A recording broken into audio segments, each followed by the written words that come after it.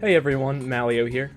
Today, I'd like to give a detailed explanation behind drifting and controller inputs in Mario Kart Wii, as well as cover one of the more advanced techniques used in Mario Kart Wii competitive time trials and tool-assisted speedruns. The technique in question is soft drifting. All Mario Kart Wii time trial world records, besides DS Peach Gardens, use the manual transmission. This transmission mode requires you to hop and drift in the direction you want to turn in.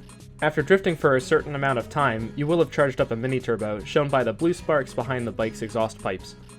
This mini-turbo will give you a temporary speed boost when you release the drift button. The boost in and of itself isn't necessarily that great, however, it's most beneficial because it allows you to return to your maximum wheelie speed almost immediately after releasing the mini-turbo. Now let's talk about the actual process of charging the mini-turbo. I said the mini-turbo will appear after a certain amount of time, but now let's go into more detail about what exactly I mean by that. Well, as it turns out, the duration it takes to charge up a mini-turbo can change depending on how sharp you turn. On screen, you'll see a RAM watch, which simply means that I can monitor certain values of the game's memory. In this case, take note of the mini-turbo charge. A mini-turbo can be fully charged up and released once this value reaches 270. If you turn as tight as possible to the left or to the right, then it takes 54 frames or 9/10 of a second to charge up a mini-turbo. However, if you start drifting in one direction and angle the analog stick in the opposite direction, then it'll take 135 frames or 2.25 seconds to charge up a mini-turbo. That means the difference between waiting for a mini-turbo while turning tightly versus as shallow as possible is 81 frames or about 1.33 seconds. So here we can clearly see the benefits of trying to take a turn as sharply as possible so that we can get our mini-turbo out sooner and return to a wheelie as soon as possible. Now, here's a problem. What if we have to take a wide turn? Let's look at an infamous turn that's responsible for a lot of resets for high-level time trial competition, SNES Mario Circuit 3's wide third turn. The most optimal vehicle for this track is the Mach Bike, due to its superior drifting radius and mini-turbo duration. As you can clearly see, Daisy can turn tighter than is necessary for this turn. The first strategy for this turn was to simply drift once, release the mini-turbo, wheelie, then drift once more to complete the wide turn. However, it was found to be faster to exploit soft drifting and release 3 mini-turbo boosts. The increased speed from the 3 mini-turbos outweighed the 2 mini-turbo and wheelie strat. Now, let's explore why this 3 mini-turbo strategy is actually pretty difficult to pull off.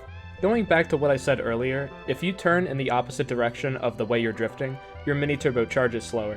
As it turns out, even though the GameCube controller is capable of outputting 256 different values in each axis to describe where the analog stick is positioned, Mario Kart Wii actually simplifies that data into a range of 15 different values from 0 to 14 inclusive.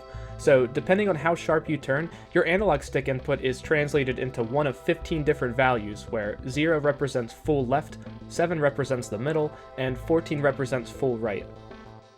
As it turns out, the rate at which the mini-turbo charges is actually the same across a few of these different turning radiuses. Let's say we're drifting to the right. Values between 10 and 14 all charge the mini-turbo at a rate of 5 units per frame, meaning we'll be able to release the mini-turbo in the quickest possible amount of time. Once we fall below a value of 10, so anywhere between 0 to 9 inclusive, then our mini-turbo will charge at a rate of 2 units per frame, resulting in a very delayed mini-turbo. Therefore, if we need to take a slightly wider turn, but we want to get the mini-turbo out just as fast, then it's most optimal to drift with a value anywhere between 10 to 14, depending on how wide we want to go. This process of drifting slightly wide yet still charging a mini-turbo as fast as possible is called soft drifting, and this is the entire reason that the 3 mini-turbo strategy is possible on the third turn of Mario Circuit 3. Let's look at another example, this time on N64 Bowser's Castle. The first turn heading into the castle is slightly wider than Funky Kong's tightest drifting path. As a result, we have to compensate for this wider turn somehow. Most players will turn all the way to the right, then hold left for a bit to counter Funky's tighter turning radius, and then hold right again. This seems like a good approach to the turn at first, but when you take a closer look, you start to realize why this is slightly less optimal. Focus on the mini-turbo counter on screen as Funky completes the first turn with this strategy. As you can see, when you start holding left, the mini-turbo counter begins to count by 2 instead of by 5. This means that the mini-turbo is no longer being charged up as fast as possible. Instead, we can use soft drifting on this turn to shave off a bit of time and get our mini-turbo out slightly faster. To clear up some confusion, there are some people who think that Softdrifting allows you to charge up a mini-turbo faster than normal, but that's not correct. Softdrifting allows you to get mini-turbos just as fast as if you were turning as sharp as possible.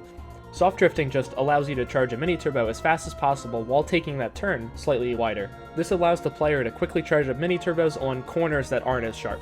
Like I said, Softdrifting is done by positioning your analog stick in varying degrees of magnitude along the left to right axis. However, that can be pretty hard to get the muscle memory for, so instead, players can angle the analog stick along a diagonal to more reliably drift at a slightly wider angle. This still works fine because the horizontal component of the diagonal input will still represent a wider turn than if you were holding full right. However, which controller you choose may affect how you have to get used to Softdrifting, depending on a controller's size or shape. Even though the analog stick size across the Nunchuck, GameCube, and Classic controllers are the same, the shape of the controller itself may cause users to adapt in different ways. You'll find that people find their own controller preference and just stick with it because no one controller significantly benefits over the others. Except for one controller. The one without any analog stick at all. The Wii Wheel. That's right, the Wii Wheel actually has the biggest range of inputs. Let's take a trip to Mushroom Gorge, home of the wackiest ultra shortcut in the entire game. There's a peculiar strategy that's used to perform the ultra shortcut in time trials, and it involves holding down right to rotate around the mountain while tail diving to avoid losing height. If you go to mkwrs.com and wander onto Mushroom Gorge's leaderboard, you'll notice a strange pattern. Almost all of the times set use the Wii Wheel. This unequal distribution of controllers isn't seen on any other track in the game, so what gives? I'm going to approach this from a weird angle, quite literally, in order to explain. So, on a separate database of ghost files found at chadsoft.co.uk, I found a very fast time that used the GameCube controller. This was immediately a huge red flag to me, and I'll explain why in a bit. And just to clarify, each ghost file contains metadata that specifies which controller was used when the time was set. From this database, I can download the ghost and import it into my own game. From there, I can use a code called the task code to mimic the ghost's inputs. This just allows me to view each and every input the ghost performs in real time. This glitch works by bouncing off of a mushroom and hitting the mountain before hitting the ground. As a result, the game incorrectly translates your momentum from the mushroom into forward and upward momentum as you collide against the mountainside. As a result, you can get behind the finish line and hold down right to rotate back around to pass the finish line. During the Ghost's playback, I watched a couple of the angles and noticed a very peculiar angle that set me off. 12-1. This means that the player positioned their GameCube analog stick in such a way that the game processed a value of 12 horizontally and a value of 1 vertically. The catch? This is physically impossible with a GameCube controller. When the game processes analog stick inputs, it restricts inputs to a unit circle. What I mean by this is that instead of a diagonal input reaching the corner of the box seen on screen, the input is actually processed as if it were on the very edge of the circle. Therefore, this shows that the magnitude of the input is actually restricted. This results in certain diagonal inputs not actually being possible on an analog controller.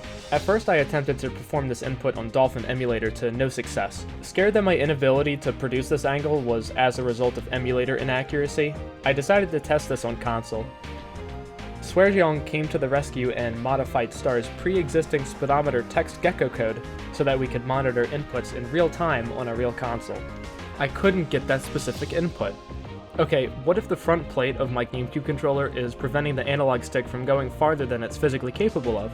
So I actually went to the store, I bought a tri-wing screwdriver, and took apart my GameCube controller to reveal the bare analog stick underneath. I could not produce this input. This was an impossible GameCube input. This was sufficient proof to conclude that this ghost wasn't authentic. As it turns out, someone used the task code to mimic every single input from a former world record by a player named OJ, and it seems like they just accidentally resubmitted the ghost with their own me name. Now, there may be some confusion over the fact that even though I said this 12-1 angle was impossible for a GameCube controller, how was the task code able to mimic it and save a GameCube controller ghost with this impossible angle?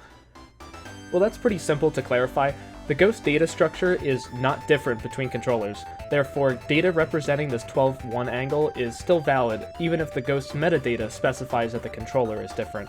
Here's a list of every single angle that is not possible on a GameCube controller. If any ghost data is found with any of these inputs, and the metadata of said ghost file specifies that the ghost was made using a GameCube controller, then the run is illegitimate and should be treated as such. Now the last piece of the puzzle reveals itself if we take a look at the original ghost. OJ made his legitimate run using the Wiimote and nunchuck. One may be quick to suggest that since the nunchuck has an identical looking analog stick, that this 12-1 angle must therefore be impossible when using nunchuck, so he cheated too. That's actually false, and I can't really tell you why. As it turns out, the nunchuck is capable of the following angles that are not possible on a GameCube controller. As for the classic controller, it turns out that it has an identical range of inputs to the GameCube controller. But I still haven't touched on one controller. Remember how I said that the leaderboards for Mushroom Gorge are crowded with Wii wheel times? The Wii wheel is unique in that its range of inputs is not restricted to a circle. Instead, you can think of the wheel's range of inputs as a box. A full up-left input will still result in the maximum possible horizontal and vertical components. This is why you see such a swarm of Wii wheel times on Mushroom Gorge, because the glitch requires such a sharp down-right input in order to fully rotate around the mountain. Therefore, we can conclude that the order of the best controllers in terms of input range is the Wiimote first, the Wiimote and nunchuck, and then the classic controller and the GameCube controller, with each subsequent controller containing a subset of inputs from the previous controller. I hope this video helped better explain the benefits of soft drifting and the technical side of how the game processes controller inputs. Thanks for watching and have a good one.